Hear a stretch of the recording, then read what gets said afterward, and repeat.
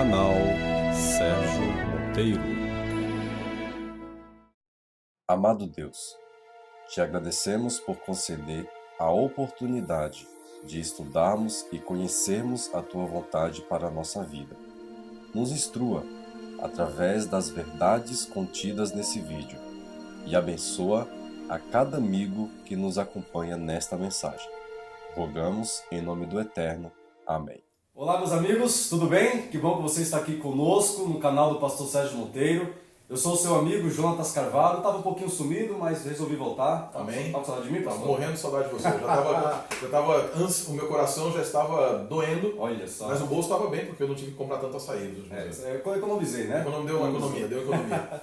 Que bom que você está aqui conosco, estamos felizes em estar aqui. E hoje nós temos algumas perguntas interessantes, o pastor vai tirar umas dúvidas nossas aqui.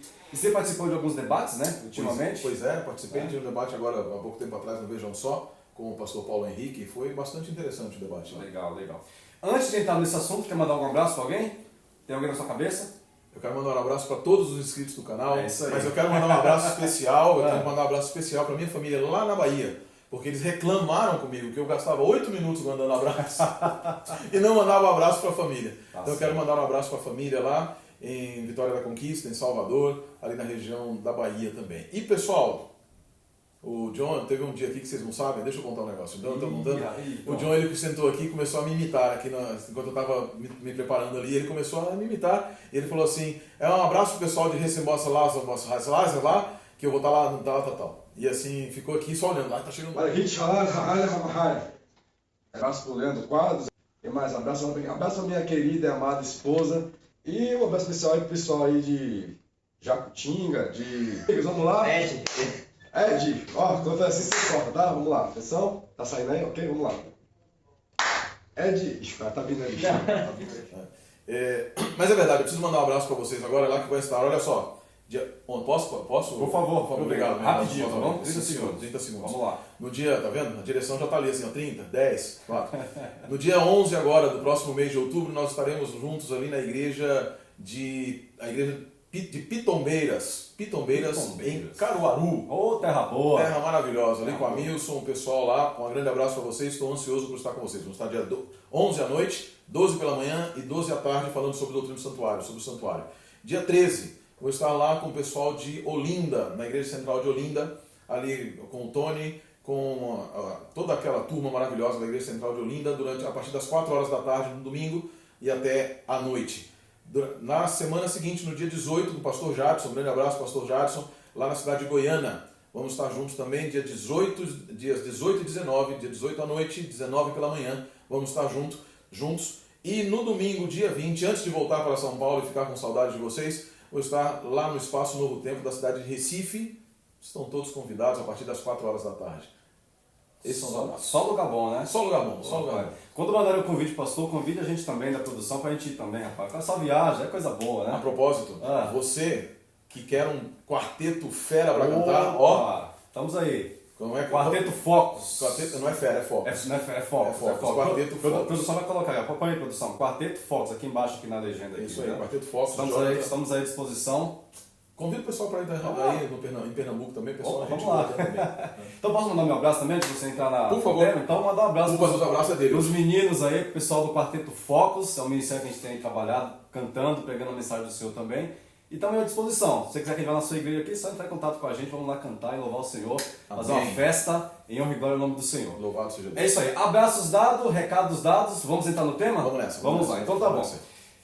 Como nós falamos no início, você tem participado de vários debates, né? Em especial aí no programa Vejam Só, da Rede TV. Já deixar para o nosso abraço ao reverendo Heber, né? A Angélica também, a produção. Um grande abraço a todos. Eliezer, todo mundo, um grande abraço. Reverendo Heber, é sempre um prazer estar contigo aí e aprender da sua imparcialidade, da sua maneira cristã de conduzir todos os debates. Que Deus seja louvado pela sua vida. Amém. Estamos orando por sua mãe também. Nós sabemos que o Senhor é um homem de Deus. Amém. A gente fica aqui atrás das câmeras, em casa também, só acompanhando, realmente é uma bênção. Então um abraço a toda a produção da Rede TV, do programa Vejam Só. Como você participa desses debates, pastor, fala um pouquinho pra gente como é que você se prepara para esses debates, tá bom? A gente sabe que o programa de televisão não tem todo o tempo disponível, né? Não tem muito, mas como é que você se prepara? Você consegue colocar ali a tua ideia baseada no que você acredita, na Bíblia, no pouco tempo que você tem de televisão. Fala um pouco pra gente como é esse processo aí de participar dos debates. Pelo John, é o seguinte, como é que funciona na verdade? Quando a produção entra em contato, eles nos dão 2 modelos de debate que existem lá. Que é o modelo presidencial, que é a gente chama de cross-examination, na academia chama cross-examination, né? E tem o debate em que você, na verdade, é mais um modelo em que existe um tema e o Weber faz algumas perguntas e direciona para tratar de tirar as dúvidas. Particularmente, eu gosto mais desse formato porque você tem mais tempo para poder expor aquilo que você crê. Mas o telespectador, eles gostam mais daquele que é o presidencial, porque é o pinga-fogo. Pinga-fogo. É o cross-examination, uma das partes justamente é o pinga-fogo. Você pergunta para o outro. E existe um aspecto muito legal nisso aí, que é o ineditismo da pergunta, e ela é inesperada muitas vezes. Então, por exemplo, quando a Angélica entra em contato, a produção do Vejam Só entra em contato, eles me falam, pastora, o tema é tal. Ok. É só isso que eles dizem. Faça 5 perguntas, façam quantas perguntas forem, acho que são 4 a 5 perguntas para que possa utilizá-la.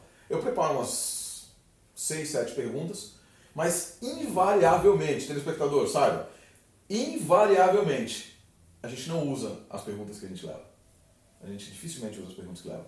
Primeiro, porque você está preparado para fazer uma pergunta baseada no que você entende que o outro crê. Sim. Só que quando a primeira exposição que ele faz, que no primeiro bloco tem 4 minutos, nosso diretor aqui do canal esteve lá também, o Miqueias, e ele viu, são 4 minutos os primeiros, em que a pessoa faz uma apresentação livre da sua posição. É aquilo que no debate acadêmico é chamado de propositura. Nessa propositura, você vai entender ali, a pessoa tenta passar, nós tentamos passar aquilo que a gente crê. Nesse momento a gente não refuta nada, a gente simplesmente apresenta o pensamento de maneira positiva. Em geral, a regra acadêmica diz que a propositura ela é positiva. Eu digo o que eu creio, não porque eu não creio no que você crê. E em decorrência disso, é ali que você efetivamente vai selecionar, caso tenha, você vai olhar para as suas perguntas, na verdade, vai olhar para as suas perguntas e falar, todas elas casam com o que ele falou, ou nenhuma delas casa, ou 2 casam, e aí você começa a fazer perguntas. Ocorrem algumas situações em que alguma coisa que a pessoa disse te causa estranheza, ou te causa espanto, ou você quer que ela especifique um pouco melhor o que ela disse. E aí você tira uma das perguntas e faz esse questionamento. Eu me preparo sempre, primeiro, antes de mais nada, eu oro a Deus. O pessoal do Vejam Só sabe que eu nunca respondo na hora, tudo bem e tal. Eu estou sempre à disposição, sem nenhum problema. Eu nunca desafio ninguém para debate, não desafio mesmo. Eu acho isso pedante, eu acho isso ridículo, de achar que tem uma pessoa, inclusive, que tem me mandado umas mensagens dizendo para que eu indique no Vejam Só para ela debater comigo, que ela vai me trucidar e etc. Eu só digo para essa pessoa que ela encontre Jesus Cristo, porque querer fazer esse tipo de coisa é orgulho demais, amigo. Eu não tenho esse tipo de comportamento, não gosto. Mas eu nunca fujo dos debates que me chamam. Se tiver condições, já falei, minha igreja está aberta aqui, já propus a outros debatedores que queiram vir, ela está aberta, a gente pode gravar. Eu não sou dono do programa Vejam Só, nem da Novo Tempo, para que a gente proponha para eles, mas onde eu posso abrir, que é as portas da minha igreja, está aberta, pode vir aqui, a gente grava no nosso canal. A gente grava também. Inclusive, eu preciso mandar um recado, que me lembrei, que está relacionado ao seguinte, o Helry, um grande amigo ali, um grande abraço, o Helry do canal Evangelho Underground, ele me mandou algumas perguntas e nós estamos interagindo e vamos ter em algum momento uma interação com o Helry do canal Evangelho Underground. Nós temos esse costume, eu não tenho problema de dialogar com qualquer pessoa, João, não temos problema nenhum de dialogar. E fechando parênteses, nós temos eu me preparo sempre, trato de primeiro orar, conversar com Deus, perguntar se devo ir ou não, e quando eu sinto que eu devo ir, então eu vou para a biblioteca, vamos ler, vamos estudar aqui o que é o tema proposto, e aí preparar as perguntas que são feitas. Basicamente a minha preparação é essa, né? Conversar com Deus primeiro, e depois ir para a Bíblia, para os livros, para fazer ali, para montar perguntas que sejam pertinentes ao tema. Eu não estou interessado em ganhar debate, eu estou interessado em expor o pensamento bíblico e extrair da pessoa aquilo que talvez às vezes levar até o próprio outro debatedor a compreender por que nós pensamos de uma determinada maneira e por que talvez a posição dele esteja errada. Não é ganhar, não estou preocupado com ganhar, quem foi melhor, quem foi pior, etc. Lá no programa, tanto no programa Vejam Só como em outros debates, eu participei de outros debates, eu sempre procuro, eu estou com constante oração. Eu oro antes de começar o programa, começar lá ali nos bastidores, porque no final das contas eu acredito que é Deus quem tem que ser louvado e tem que ser honrado. Né? E é basicamente isso. O debate para mim é um meio de pregar. É um meio de pregar, é um meio, como é que eu posso dizer? Eu tenho um dos nossos produtores aqui que ele fala que é UFC. Né? E às vezes né? O Ed. Né? Então assim, às vezes acaba sendo, o pessoal faz torcida de um lado, torcida do outro, e fica Corinthians e Palmeiras, é Palmeiras, né? Tem que ser? Corinthians e Palmeiras, ali, ó, ou para ser algo melhor assim, né? Flamengo e Vasco. Deus que nos livre. Né? Mas, sei lá, Brasil e Argentina. Brasil e Argentina. Mas ficam de um lado e do outro assim. E ok, não tem problema, eu acho que é legal isso daí e tal. Mas falta um pouco de respeito algumas vezes de ambos os lados com relação aos debatedores. E se me permite, pastor, só abrindo um parênteses também, a gente até já observou alguns comentários, até alguns apologetas, até criticando também, por exemplo, o lado adventista. Nós temos uma rede de TV e rádio, né, que é a Rede Novo Tempo de Televisão, a qual na linha editorial do nosso canal não contém lá a linha de debates, né? Não é uma linha que faz parte da Novo Tempo. Então, por isso que a TV Novo Tempo, que a Rádio Novo Tempo não tem debates, como, por exemplo, tem na linha editorial da Rede TV. Exatamente. Vamos só pincelar isso. Isso é muito importante, porque o Vejam Só, ele é um programa de debate. Exato. Ele tem como motivo de existência, como moto, o debate. Sim. E isso é importante também. A Novo Tempo até existem alguns debates, por exemplo, no Bíblia Fácil, né? No Bíblia Fácil Pastor Arilton.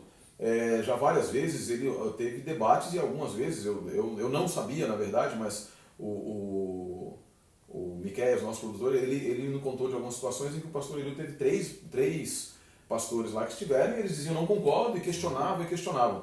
Nós não temos medo do questionamento. O nosso problema com que aí, alguns apologetas, por que não nos levam lá? Eu vou ser bem claro, porque vocês são mal educados. Esse é o problema. O problema não é porque você vai discordar de nós. É porque a discordância que é feita com a educação e com academicamente, ela é saudável. Mas quem é que em sã consciência vai levar uma pessoa que vai se arvorar o título de dono da verdade e chamar de mentiroso, de filho do diabo, de coisas semelhantes dentro de casa? Você vai chamar alguém para sua casa para que ela venha te acusar e te chamar de impropérios dentro da sua casa? De maneira nenhuma. Sintam-se à vontade para continuar fazendo aí pela internet. O respeito está faltando. Respeito acima de tudo, né? Respeito acima de tudo e respeito está faltando. Exatamente. Talvez, em um determinado momento, quando haja maior respeito, e aí uma informação interessante para você, apologeta brasileiro, que olha direto para o seu umbigo muitas vezes. Lá fora, a Igreja Adventista, na Tree Angel Broadcasts, na Tree ABN, que é equivalente lá da Novo Tempo nos Estados Unidos, ela não tem programas de debates. Não tem programas de debates. Mas tem pastores que vão lá para dialogar sobre doutrinas adventistas. Talvez você não saiba, mas porque lá existe a cultura do diálogo nas diferenças. Série Debates, não fosse na Igreja Adventista, mas a série Debates, que é feita lá, em que teólogos se reúnem e eles discutem um aspecto da teologia, um aspecto da interpretação bíblica, com suas diferentes posições, dialogando de maneira acadêmica e tranquila. Eu já convidei 3 aqui no Brasil e ninguém quer dialogar de maneira tranquila. Prefere o levantar das espadas.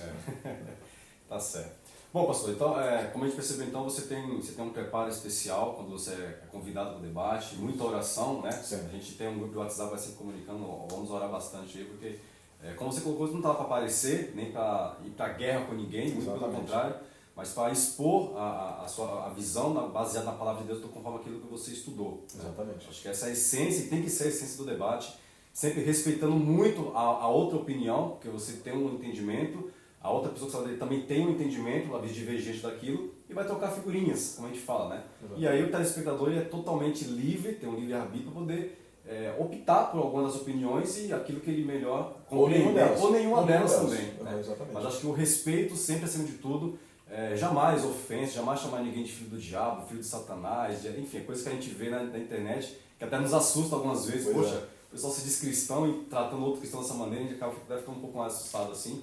Não com medo, mas assustado da reação de algumas pessoas em ofender o próximo. Acho que é totalmente diferente do que aquilo que Cristo ensina. Então, atenção aí, galera, vamos tomar cuidado com isso, tá bom? Exatamente. Pastor, focando um pouquinho mais no seu último debate, tá bom? Vamos falar um pouquinho aqui rapidinho. O debate foi abordado ali, um texto base de Gênesis 2, verso 7, né? Eu estou com ele aqui. E aí o Gênesis 2, verso 7 fala o seguinte, ó, eu vou ler aqui na versão, nova versão internacional, tá bom? Fala, verso 7, então o Senhor Deus formou o homem do pó da terra e soprou em suas narinas o fôlego de vida, e o homem se tornou ser vivente. Então eu acho que essa foi a base, uma das bases do que foi discutido lá. E aí algumas palavras como nefesh e rayá foi ali motivo de colocar na mesa, vamos discutir o que significa, o que não significa. Então eu queria que agora aqui no seu canal você pudesse abordar um pouquinho, explorar um pouquinho esse entendimento de Gênesis 2, verso 7, com esses versos que nós acabamos de colocar aqui, que você pode explanar pra gente. Não, legal, legal. O debate, na verdade, o tema era Filipenses 2, né? Verso 10, né? Exato, 2, 10. Exato. Mas aí na apresentação inicial, óbvio, levando em consideração que o texto base para a compreensão do que significa o homem, é o texto básico da antropologia bíblica, é Gênesis 2, verso 7, que ali é quando Deus declara que ele está criando e como ele forma o ser humano. E aí eu apresentei ali, de acordo com Gênesis 2, verso 7, a tradução básica do texto, né? Nefesh Hayah, quer dizer, alma vivente. Né? E o texto é bem claro o que o texto diz, né? Que diz assim, aqui diz assim, Vayafar Ba'afav Nishmat Chaim Vayehi Adam Lenefesh Hayah. Isso é bem claro, dizendo assim, que ele soprou, né? Soprou nas suas narinas o fôlego de vida, Nishmat Chaim, fôlego de vida, né? O sopro de vida. Vayehi Adam Lenefesh Hayah. E o homem se tornou, e se tornou o homem, Lenefesh Hayah, e aqui Lenefesh Hayah foi o grande problema, né? Eu lembro eu lembro que o debatedor, o pastor, um abraço para ele também, ele abordou assim, o homem se tornou alma para viver. Né? Ele focou nisso, exatamente, para viver. É isso que a palavra traz, não é bem assim? Explica pra gente. Então, e foi justamente que me estranhou, e algumas pessoas disseram, cara, que eu fiz, eu sou muito expressivo nesse sentido. Né? Algumas pessoas ali, o pessoal do defensor de Paulo Cristiano, lá, que era do CSP, não sei se ainda está no CSP, não sei como é que é isso, mas falou a minha cara quando eu estava vivo, encontrando com alguém. Querido, na verdade, só para saber, eu não teve nada no debate inteiro, com todo respeito ao pastor Paulo, que ele trouxesse que eu não tivesse, que não conhecesse, nem algo, nada que me deixou espantado, absolutamente nada. Ao contrário. Mas essa tradução me deixou espantado. Quando ele apresentou a tradução, que ele foi, porque eu apresentei Gênesis 2:7, dizendo, ó, o texto é básico, que o homem se tornou, que o homem não tem uma alma, que o homem é uma alma, né? Que assim, que ele se torna uma alma vivente. E o pastor Paulo, ele até riu, eu me recordo olhando ali, ele riu porque eu sabia que num vídeo anterior que ele fez, ele tinha abordado esse texto, apresentando uma outra ideia, e que essa ideia foi que ele colocou ali. Aí, é como costuma dizer o nosso amigo Jamierson, né? O nosso amigo pastor Jamierson, eu acredito que ele entendeu ali que era a criptonita que ele poderia utilizar naquele momento. Pastor Paulo, parabéns pela sua tentativa, mas não rolou não foi muito não. Porque aí, e de maneira nenhuma, assim, o pastor Paulo conhece muito bem, conhece o texto bíblico, eu gostei muito de debater com ele. Professor. Parabéns, professor. Não, de maneira nenhuma, desrespeitaria de maneira nenhuma o seu conhecimento e o seu estudo, tá bom? Continue estudando, eu acho maravilhoso. E aí, num determinado momento, ele falou assim, não, porque o texto correto, a compreensão do texto correta, é que o homem, Deus coloca a alma no homem para que ele viva. E o texto deveria ser melhor traduzido como dizendo, e o homem, ele soprou nas suas narinas e o homem se tornou alma para viver. E aí o meu questionamento, na verdade, e que eu repeti, né, várias vezes durante o debate, até que o momento foi o professor Paulo não me respondeu várias vezes, deu uma escapadela, no estilo Leão na Montanha, né, para a direita, para a esquerda, para a tangente.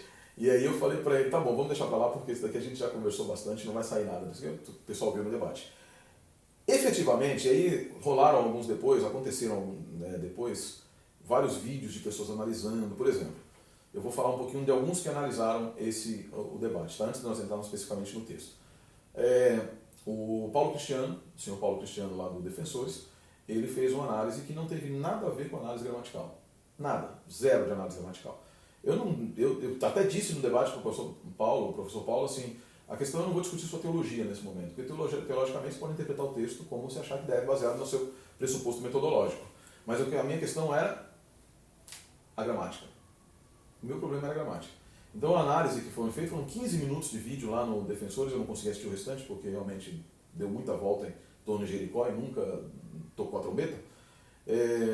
O vídeo foi um vídeo extremamente filosófico, falando de contexto, etc., mas o contexto não tem a capacidade, e aí eu repito algo que o professor Euler, grande abraço, o professor Euler sempre diz, há uma interação, o contexto não pode destruir a gramática, o contexto ele te dá o tema, e como eu já falei em outros lugares, o contexto dá o tema, mas o contexto não te dá permissão nem autorização para você traduzir diferente do que a gramática exige. Você não pode traduzir um adjetivo como sendo um verbo, não pode. Você não pode traduzir, tirar uma preposição de um lugar e movê-la para outra na sua tradução, porque a sua teologia diz que deveria ser assim, porque a gramática exige que ela esteja ali pronta, ainda mais a gramática hebraica, em que as preposições são inseparáveis. Né? Depois eu ouvi também aí o professor Matheus Angel, grande abraço, Matheus, grande abraço, foi muito legal conversar com ele essa semana, e ele falou a respeito de alguns aspectos da gramática do capítulo 2, verso 7, e ali só houve, na verdade, um ponto que o professor Matheus Angel, eu até ficou um pouco confuso ali o vídeo, eu falei com ele, então eu tenho liberdade, falei que iria falar no vídeo aqui também, é que a palavra hayá em hebraico, ele apontou isso, é verdade, a palavra hayá é um adjetivo.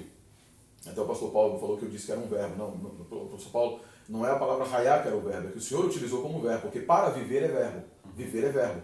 Né? Então, assim, no hebraico é um adjetivo hayá, que é com ret, não o verbo hayá, que é com o re. E aí o professor Rangel, ele apontou que assim, o adjetivo ele é qualificativo, e nesse caso aqui ele é um predicado, ele declara algo da qualidade essencial do substantivo ao qual está ligado. Nesse caso ele é perfeito. A alma vive. Ponto. Alma vivente. Alma que vive. Le nefesh hayá. Nefesh hayá. O adjetivo hayá está ligado com o substantivo nefesh, dizendo que essa alma vive. Ponto. Ninguém discorda disso. Não é esse que é o ponto. Na verdade, aí no vídeo do professor Paulo Mateus, ele disse que, por causa disso, o adjetivo estava indicando que a alma era uma qualidade do corpo. Mas não é. O texto não está dizendo nada disso. Nefesh não é um adjetivo aqui. Nefesh é um substantivo. E é um substantivo que está atrelado com uma preposição, que é uma preposição que indica propósito. É um dativo chamado dativo ético pelo Wallenberg e Bud, nessa gramática, chamado, uma possibilidade de dativo ético, no parágrafo 56, pode dar uma olhada na página 188, chamado dativo de causa também, o professor Tiago Santana, né, o Roche Tiago Santana, lá do IAN, mostrou isso, porque existe o dativo de causa na gramática sintática, na análise sintática do hebraico. Então, assim, na verdade, e eu entendo aqui, não tem diferença, até só uma pequena correção no vídeo do professor Euler, que também fez uma análise sobre o debate, é que não existe contradição entre a minha tradução e a tradução do pastor Tiago Santana. O campo semântico, isso chama campo semântico. O campo semântico de uma palavra é definido pelo seu uso em várias frases e também pelas suas relações sintáticas, pelas suas relações dentro de uma frase. Para a sintaxe nada mais é do que a disposição das palavras dentro da frase. Como um substantivo se relaciona com um adjetivo através de preposição, por exemplo, na sintaxe na língua portuguesa existem os verbos transitivos, intransitivos, transitivos diretos, transitivos indiretos, né? Exigem preposição, não exigem, isso é sintaxe. Então, na língua hebraica você também tem estruturas sintáticas que te restringem. Na língua hebraica você não pode transpor um lamed na tradução para um outro lugar, porque a sua teologia diz que deveria ser. Então o lamed é muito claro, o lamed está aqui, no capítulo 2, verso 7, ele está atrelado à palavra nefesh. Então você não pode traduzir por alma para viver, por outra razão. Porque nós temos em seguida não um verbo, nós temos um adjetivo. O adjetivo diz uma qualidade daquele substantivo que ele está ligado, como disse o professor Matheus Angel, muito perfeitamente. Qual é o substantivo que está ligado ao adjetivo hayá? Nefesh. Então a qualidade do nefesh é viver.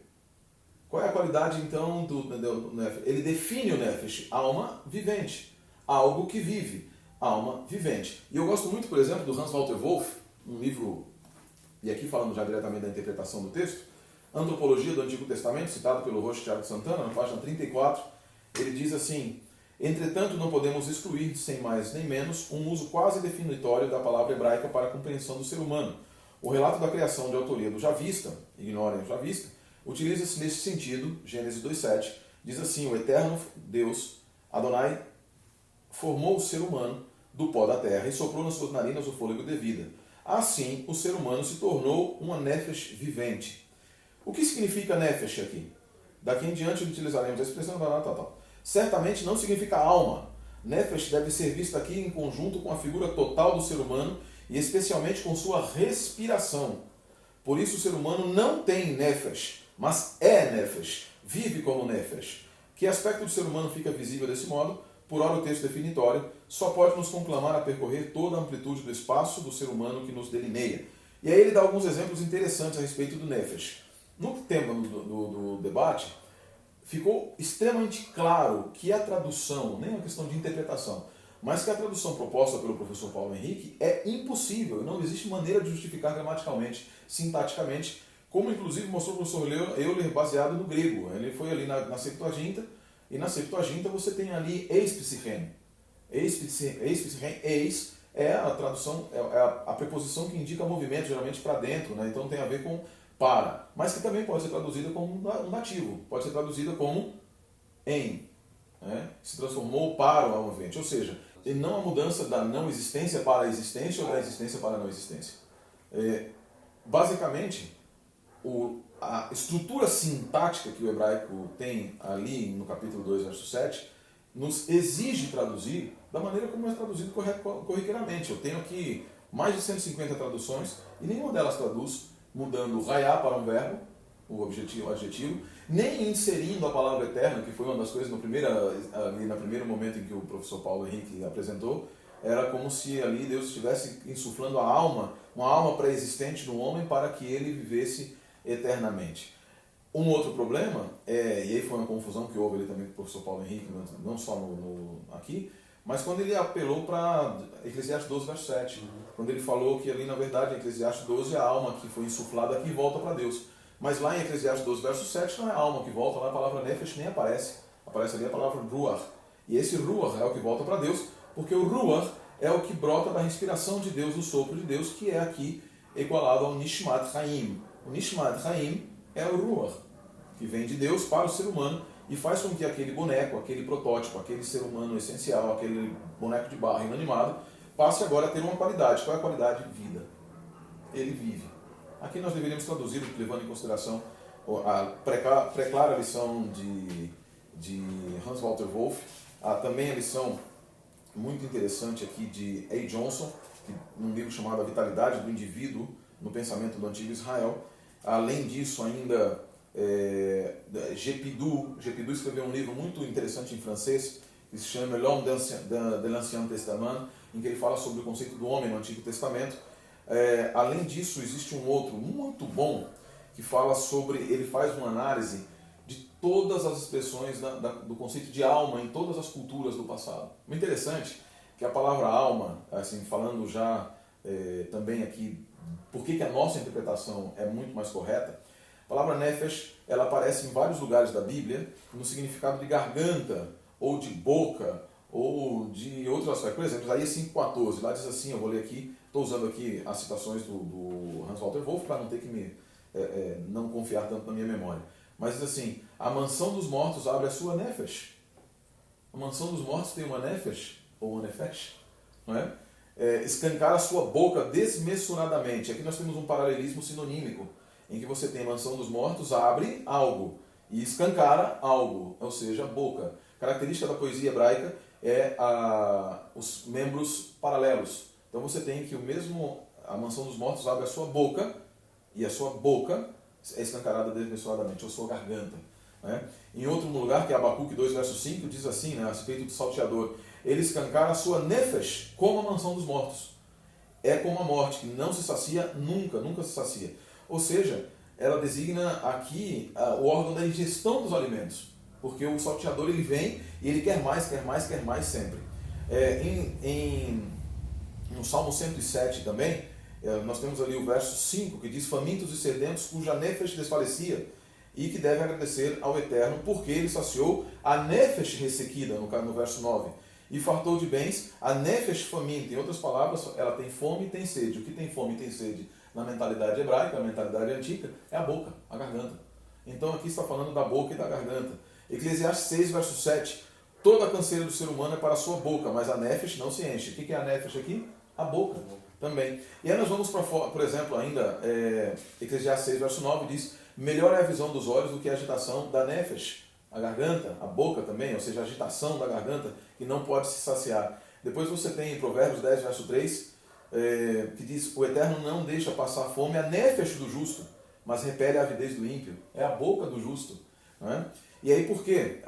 Eu vou lembrar aqui o fato de que, assim, por exemplo, nas línguas cognatas, como sendo o acádio, o acadiano, você tem a palavra nafashu, que quer dizer respirar, quer dizer boca, quer dizer soprar, quer dizer resfolegar, aspirar. Você tem também, no árabe, você tem nafsun, que quer dizer goela, quer dizer soprar, quer dizer respirar. Você vai ter várias palavras, né? Você vai ter várias palavras. Eu convido aqui quem tiver vontade de estudar, dá uma olhadinha aqui, ó, Antropologia do Antigo Testamento. Ele diz algo interessante, falando a respeito dos empregos numerosos da palavra nefesh, que o professor Paulo também citou lá muito corretamente. Ela aparece 755 vezes no Antigo Testamento, sendo que 600 vezes a Septuaginta traduz por psique, mas uma das coisas que ele diz é assim, ó, as versões tradicionais da Bíblia traduzem via de regra por alma uma palavra fundamental da antropologia veterotestamentária, nefesh.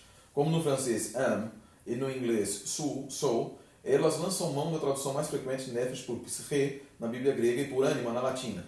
E ele diz o seguinte: esta diferença estatística mostra que a significação diversa da palavra em vários lugares já chamou a atenção dos antigos. Hoje, 1960, podemos concluir que em muito poucas passagens a tradução das palavras por alma corresponde ao significado de nefesh. E menos ainda, como eu disse para o professor Paulo, ao significado de uma alma imortal. Nenhum lugar da Bíblia tem isso. E Gênesis 2,7, sintaticamente, gramaticalmente, exegeticamente, teologicamente, deve ser traduzido como alma vivente, mostrando que o homem não tem uma alma, ele é uma alma. Uma alma vivente. Ele é uma alma vivente. Nefesh. Nefesh. No caso aqui, só para explicar essa questão de pronúncia, a palavra, geralmente as palavras hebraicas elas são oxítonas, então seria correto nefesh. Mas por questões de fonética, essa palavra recebe a que a gente chama, o acento ele recua. E se você der uma olhada na Bíblia hebraica, você vai ver um sinalzinho embaixo do nefesh, aqui no capítulo, no verso 6, você vai encontrar ali que aparece um sinalzinho, lenefesh, dá uma olhadinha aqui, João, para você mostrar para o pessoal, tá vendo? Para você ver aqui, ó. Tá vendo? Tem um sinalzinho? Sim. Esse sinal ele é para cantilena, esse sinal é o minhá, e esse sinal ele também diz que o acento deve ser posto nessa sílaba. Então, nesse verso específico, por uma questão de fonética hebraica, a pronúncia correta não é nefesh, é nefesh. Bom, então tá respondido, né, pastor? Tirou as dúvidas aí então sobre Gênesis 2, verso 7. Se você porventura se ficou alguma dúvida para você sobre esse assunto, sobre como entender, enfim, alguma coisa que foi abordada aqui, manda um e-mail pra gente, tá bom? Canal Pastor Sérgio Monteiro @gmail.com, e com certeza o pastor vai ter muito prazer em te responder por e-mail ou em uma das nossas lives, em algum momento ele vai com certeza colocar aqui no canal e tirar a sua dúvida, tá bom? Pastor, ainda seguindo um pouquinho na mesma linha, Apocalipse 6, verso 9, tá? Tem uma abordagem aqui falando sobre as almas, e a gente queria também entender um pouquinho mais como que o Senhor vê, como o Senhor pode explicar. Eu abri aqui na Bíblia também, Apocalipse 6, verso 9, na linguagem, na versão internacional, que diz o seguinte, ó: quando ele abriu o quinto selo, não, tá certo? Isso, exatamente, 6, verso 9. Quando ele abriu o quinto selo, vi debaixo do altar as almas daqueles que haviam sido mortos por causa da palavra de Deus e do testemunho que deram. Como que você pode abordar isso para a gente, professor? O texto de Apocalipse 6, como eu disse lá, é o texto dos selos. Eles são textos extremamente simbólicos, como o Apocalipse mas eles têm a intenção de te mostrar uma realidade, te dar lições éticas e te mostrar o controle de Deus sobre o mundo, sobre a história. Não dá para a gente considerar esse texto como sendo literal por várias razões. O contexto, vamos analisar o contexto, por exemplo. Capítulo 6, verso 1 diz assim, e é um ponto que é relacionado ao debate lá da sua primeira pergunta. Sim. Nós não temos todo o tempo do mundo no debate para fazer análises gramaticais precisas, extensas. Você percebeu pela primeira pergunta quanto tempo demorou para a gente fazer uma análise gramatical, fazer uma análise. E eu nem fiz análise gramatical fazendo classificações, porque eu acho desnecessário nesse sentido. aqui é um adjetivo, aqui é um substantivo, aqui é isso, aquilo outro. Não é necessário, não precisa, outros já fizeram e eu não preciso ficar repetindo. Mas aqui só para mostrar que a preposição deve continuar sendo ligada ao nefesh hayah. Quanto tempo a gente precisou? Bastante tempo. Mais de 20 minutos. Mais de 20 minutos aqui para nós gravarmos. Exatamente. Nós temos aqui, então, não é tão simples assim, né? No debate a gente não tem como analisar profundamente todas as coisas, porque a gente tem 3 minutos para dar uma resposta. 3 a 6, porque a gente tem a tréplica, depois 2 minutinhos mais, então tem 5 minutos no máximo. Você vai ler Apocalipse 6, verso 1, né? Então você que está assistindo a gente aí, abre a sua Bíblia, acompanhe com a gente também, você vê o que a gente está lendo. E exatamente. Né? Apocalipse 6, verso 1. Olha só, vamos começar. A seguir observei quando o cordeiro rompeu o primeiro dos 7 selos. Primeiro, cordeiro aqui não é um animal literal, é um símbolo de Jesus Cristo. Perfeito. Já começa aqui. Rompeu o primeiro dos 7 selos. Ouvi um dos 4 seres viventes dizer com voz de trovão: vá. Olhei e diante de mim estava um cavalo branco. Seu cavaleiro segurava um arco e recebeu uma coroa, e ele cavalgou como conquistador para conquistar. Geralmente se entende esse cavaleiro como sendo Jesus Cristo, mas Jesus é o cordeiro também. Jesus é o cordeiro que abre o selo, mas ele também é aquele que é o cavaleiro branco. Não se pode tomar como sendo verdadeiro que Jesus está cavalgando num cavalo branco. Isso aqui significa, é óbvio que Jesus pode cavalgar no que ele quiser, mas aqui é um símbolo de Cristo Jesus como sendo um vitorioso, a vitória da igreja, de Cristo através da igreja no primeiro século. Então você tem aqui, ele é um cavalo branco, João vê um cavalo, mas que tem um símbolo muito maior. Ele simboliza algo. Quando quebrou o segundo selo, ouvi um segundo ser vivente dizendo: vá. Outro cavalo saiu vermelho. Cavalos vermelhos geralmente não existe, né? O cavalo vermelho. E o seu cavaleiro foi dado o poder para tirar a paz da terra e fazer com que os homens se matassem uns aos outros. E foi-lhe dada uma grande espada. Essa espada seria uma espada que ele passaria matando literalmente todas as pessoas? Aqui essa espada significa o poder da morte, tirar a paz e a violência. Ela já tem um simbolismo. Quebrou o terceiro selo, ouvi uma voz, um terceiro ser vivente dizer: vá. Olhei diante de mim, estava um cavalo preto. Seu cavaleiro tinha na mão uma balança. Eu acredito que ninguém pode entender aqui que é um cavalo andando pelo céu, alguém lá com uma balança para todo lado. Né? Como até apareceu um vídeo há um tempo atrás no YouTube falando que os cavaleiros do Apocalipse apareceram em Jerusalém. Né? E filmaram lá uns cavalos, alguma coisa assim. E as pessoas ficaram temerosas porque eram os cavaleiros do Apocalipse. Essa literalização do Apocalipse acaba criando absurdos como esse. Então você vê, o terceiro selo diz que ele viu os 4 seres viventes, né? 1 quilo de trigo pelo salário de um dia, 3 quilos de cevada pelo mesmo preço, não estrague o azeite nem o vinho. O que significa isso? Significa que a terra, não é que o cavaleiro estava pegando o trigo da terra, literalmente colocando na sua balança. Está dizendo da dificuldade naquele período de se obter o alimento, de se obter as provisões que a terra foi criada para nos dar. Né? Então é um simbolismo. Nós vemos o 4º selo, então, olha só. O 4º selo. Olhei diante de mim, estava um cavalo descorado, chloros, em grego quer dizer um cavalo pálido, aparentando estar doente. O nome do seu cavaleiro era Morte e o inferno o seguia, ou o Sheol o seguia. Pergunta: são pessoas que estão aqui? É a morte uma pessoa, efetivamente? O Sheol é uma pessoa também? Então nós já vemos aqui o 4º selo como sendo simbólico. Foi-lhe dada a autoridade para matar 1/4 do mundo pela espada, pela fome, por pragas e também mediante os animais selvagens da terra. Será que esse 1/4 do mundo é literal dos 8 bilhões de pessoas? Morreriam 2 bilhões de pessoas? Ou indica uma quantidade, que é aquilo que a gente chama de quantitativo de existência essencial? Ou seja, não diz quantos efetivamente, mas uma quantidade grande da terra. Nós já vemos que o primeiro é simbólico, o segundo é simbólico, o terceiro é simbólico, o 4º é simbólico, o cordeiro é um símbolo de Jesus que abre, não é o animal, o cordeiro que vai lá e abre. Ou seja, a visão inteira tem elementos simbólicos, utilizando símbolos, figuras reais para elementos simbólicos. Agora nós chegamos no 5º selo. E o 5º selo diz: quando o cordeiro quebrou o 5º selo, vi debaixo do altar a alma dos que haviam sido mortos por terem anunciado a palavra de Deus, isto é, por terem dado testemunho. Clamavam em alta voz: soberano Senhor, Hakadosh, o verdadeiro, quanto tempo mais esperaremos para que julgues os povos que vivem na terra e vingues nosso sangue? Então cada um deles recebeu uma veste branca, e foi-lhes dito que esperassem um pouco mais, até que o número total dos seus companheiros seja alcançado, seus irmãos que serão mortos como eles o foram. Será que existe um altar no céu que cabe todas as almas que já morreram? Que principalmente as almas que foram decapitadas por amor do testemunho de Jesus Cristo? Aqui, essa visão, é óbvio que não, né? Essa visão, na verdade, aqui, quando o professor Paulo até chamou esse texto para auxiliar a entender a expressão lá de Filipenses 2,10, debaixo da terra, ficou muito mais estranho porque, supostamente, para aqueles que interpretam esse texto de maneira literal, o altar está no céu, porque as almas estariam no céu. Essas almas, ao invés de estarem gozando dos privilégios, eles são santos, e olha só a contradição que existe aqui. Por isso não pode ser também tomado como literal. A doutrina da imortalidade da alma diz que no estado intermediário os justos gozam das delícias do céu. Eu não vejo ninguém gozando de delícia nenhuma aqui. Eles estão chateados, bravos, cobrando de Deus por que eles não são vingados. O sangue é derramado na base do altar.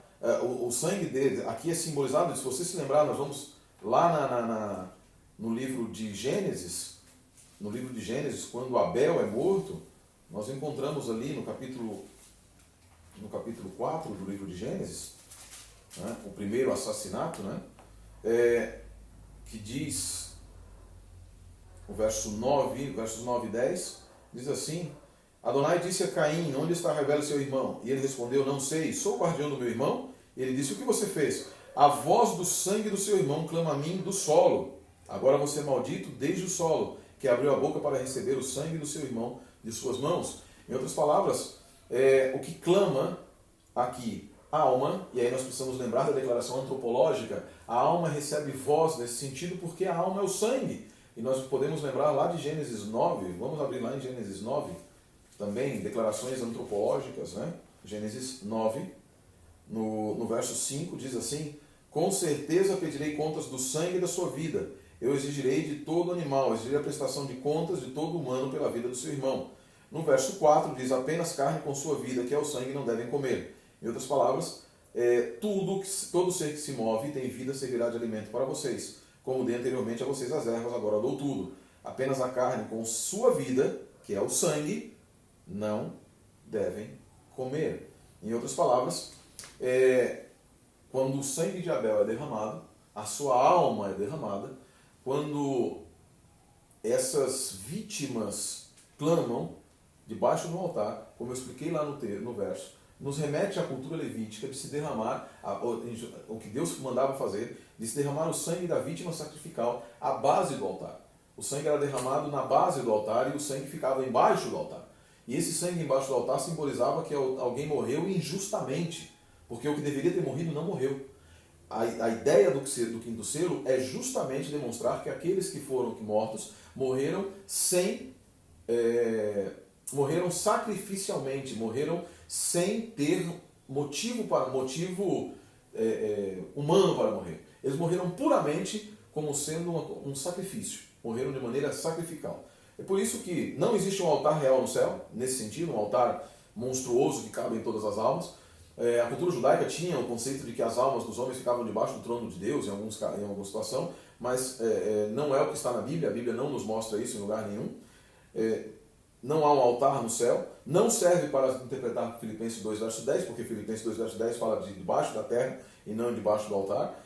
Além disso, elas clamam, como o sangue de Abel clamou também, clamando de Deus justiça, vingança, algo que não condiz com o que se diz a respeito daqueles que estão no estado intermediário, que supostamente estariam na presença de Deus, curtindo as delícias do paraíso, no Éden, no Gan Eden. Elas recebem uma veste branca. Essa veste branca simboliza o fato de que o seu julgamento já foi. Elas já estão guardadas. Elas não estão gozando de absolutamente nada, mas diz que elas esperem. Esperem o quê? Por que elas não recebem a recompensa naquele momento? Por que elas não recebem a recompensa naquele momento? Embora recebam vestes brancas. Vestes brancas aqui são um símbolo de que elas já estão puras e não de que elas já estão gozando das virtudes. Por que elas não recebem? Nós nos podemos lembrar de 2 Timóteo, texto fantástico do apóstolo Paulo. 2 Timóteo 4, verso 7 e 8 diz, verso 6 diz, quanto a mim, já estou sendo derramado sobre o... Como oferta, na minha Bíblia diz assim, derramado sobre o altar. Sim, o tempo da minha partida chegou. Combati o bom combate, terminei a corrida, mantive a fé. Tudo o que me espera agora é a coroa da justiça, a qual o Senhor, o justo juiz, me concederá logo após a minha morte. É isso que diz o texto? O texto não diz isso. Dará naquele dia. Por que as almas não recebem vestes e diz que elas esperem? Porque, na verdade, embora o seu caso tenha sido definido e julgadas, a recompensa só existe quando houver ressurreição, porque a recompensa é para vivos e não para mortos. A qual o Senhor virá naquele dia, não somente a mim, mas também a todos que esperam ansiosamente por seu aparecimento ou por sua vinda.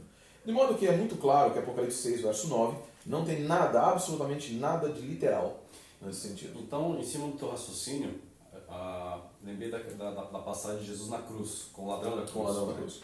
Na que ele fala, em verdade te digo, hoje Estarás estás comigo. comigo. Então, na verdade, ele não recebeu nenhum galardão naquele momento ali. Nada. Porque muitos acabam falando isso, né? Não, ele fala que na verdade te digo que hoje estarás comigo. Então, é uma outra... Exatamente. Outra, mas tem a ver, porque na verdade o galardão, Jesus mesmo diz isso, né? Que lá no livro de Apocalipse, no finalzinho do livro de Apocalipse, essa questão do galardão é extremamente importante para que nós possamos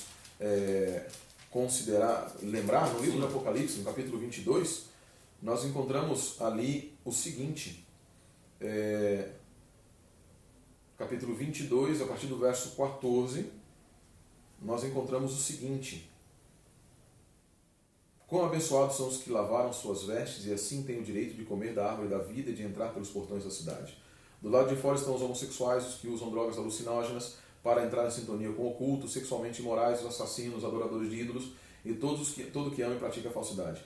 Eu, Yeshua, enviei meu anjo para dar a vocês este testemunho a respeito das comunidades messiânicas. Eu sou raiz do descendente de Davi, a brilhante estrela da manhã. O Espírito e a noiva dizem, vem.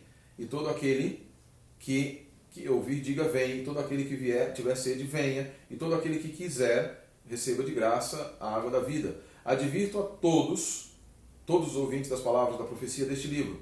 Se alguém lhe acrescentar algo, Deus lhe acrescentará as pragas descritas neste livro, e se alguém tirar alguma palavra do livro dessa profecia, Deus tirará dele a parte da árvore da vida e da cidade santa descrita neste livro. Aquele que testifica destas coisas diz sim, venham em breve, amém, vem Senhor Jesus, que a graça do Senhor Jesus esteja sobre todos. Ou seja, a promessa está sempre ligada à vinda de Cristo. Eu li esse texto para que você entenda assim, a bênção final é a cidade de Deus. É a salvação da cidade de Deus. E quando você volta 2 versos, dizem o seguinte, Yeshua no verso 12, preste atenção, disse Jesus, eis que cedo venho, ou venho em breve, e o meu galardão está comigo, para dar a cada pessoa segundo o que tiver feito. Ninguém recebeu a recompensa ainda. As almas debaixo do altar não recebem as vestes como recompensa. Recebem as vestes, naquele sentido, simbolizando aquele sangue, aqueles mártires que morreram, recebem vestes indicando que o seu caso está decidido, mas não que a sua recompensa já foi dada, porque a recompensa ocorre quando Jesus voltar. E eu entendo que Jesus não voltou ainda. Podemos dizer que os únicos que receberam a recompensa seriam Moisés, Elias e Enoque? Ou não? Nem eles receberam a recompensa ainda. Não, a recompensa até para eles é apenas quando Jesus voltar. A recompensa para todos os santos, todos os que viveram, é quando Jesus voltar. O que eles vivem é o antegozo da realidade. É o antegozo da realidade. Eles vivem o antegozo porque foram levados para o céu, não para receber a realização da promessa, porque Hebreus 11 fala que ninguém recebeu a realização da promessa. Mas eles contemplam a promessa sem tê-la ainda vivido, porque eles também participarão do mesmo gozo dos salvos, porque eles também foram salvos pelo mesmo Senhor Jesus que morreu na cruz do Calvário. Não existe absolutamente ninguém que tenha subido ao céu por mérito próprio. Moisés não subiu ao céu por mérito próprio, Elias também não foi, nem Enoque. O andar com Deus, e é interessante isso. Pega a ideia, pega a visão, irmão, que está assistindo. Andar com Deus na Bíblia não é algo que você faz. Hithaler, halar é o verbo hebraico para andar. Geralmente essa expressão, quando diz Enoque andou com Deus, por exemplo, Enoque andou com Deus, no hebraico diz assim, Elohim hithaler Noah. Hithaler é Hanoch. Em outras palavras, é Deus quem andou com Enoque. É reflexivo. O Hitpael no hebraico que é reflexivo. Os dois andaram juntos, mas a origem é em Deus. Ninguém consegue andar com Deus se Deus não quiser andar com essa pessoa. E o mais maravilhoso é o seguinte, não existe ninguém que Deus não queira andar. E isso foi maravilhoso. É por isso que Moisés pode estar no céu, sem ter recebido a realização da promessa. Mas por quê? Porque Deus quis assim. Mas ele ainda não recebeu a realização da promessa tampouco. Tá certo. Então, algo que está por vir. Está por vir. Está por vir, né? Todos os mortos e os vivos aguardam, de acordo com a primeira tradução de Licenses 4:15 também, 4:15 a 17, e o que nós acabamos de ler de 2 Timóteo 4:7 a 9, todos, sem exceção, receberão o seu galardão quando Jesus voltar. As almas não receberam galardão algum, as almas não receberam, aquelas almas são um símbolo dos mártires, e os mártires não receberam seu galardão ainda. Os mártires estão esperando na sepultura, com seus casos decididos, simbolizados pelas vestes brancas, purificados, mas aguardando na sepultura. O seu espírito voltou para Deus, na respiração que Deus lhe havia dado, voltou para ele, e agora eles não vivem em lugar algum, mas estão guardados, descansando, existindo na mente de Deus, para serem chamados de volta para receber o galardão quando Jesus voltar. Amém. Essa é a ideia. Amém. Então tá aí, com muito mais detalhes, você pode estudar um pouquinho então sobre essa questão das almas de Apocalipse 6:9. Se você ainda tiver alguma pergunta, que quer ainda aprofundar um pouquinho mais, alguma coisinha que você quer perguntar, novamente, manda seu e-mail, entre em contato conosco, o canal Pastor Sérgio Monteiro, e com certeza o pastor ainda vai complementar alguma coisa que tenha ficado aí para você, alguma dúvida, alguma situação, fica tranquilo, estamos aqui para lhe ajudar e juntos crescemos em conhecimento, né, pastor? Crescemos na graça do Senhor. Deixa eu recomendar só um livro para quem quiser. Claro, um livro simples, um livro de uma linguagem simples, muito bem escrito pelo Dr. Mervyn Maxwell, Uma Nova Era segundo as Profecias do Apocalipse. Um livro muito bom, simples. Eu recomendo a leitura a todos aqueles que quiserem entender um pouco mais do Apocalipse também. Outro livro muito bom, é o livro Segredos do Apocalipse, do Jacques Ducan. Ele está em português já foi traduzido para o português, e procure, é um livro muito interessante mesmo. Legal. Então é isso. Obrigado por você ter nos acompanhado, e vou roubar a frase, o lema do nosso amigo Leandro Quadros, né? Se você tiver coragem de perguntar, a Bíblia terá coragem de te responder, tá bom? Deus abençoe você, grande abraço e até o próximo vídeo, se Deus quiser. Amém.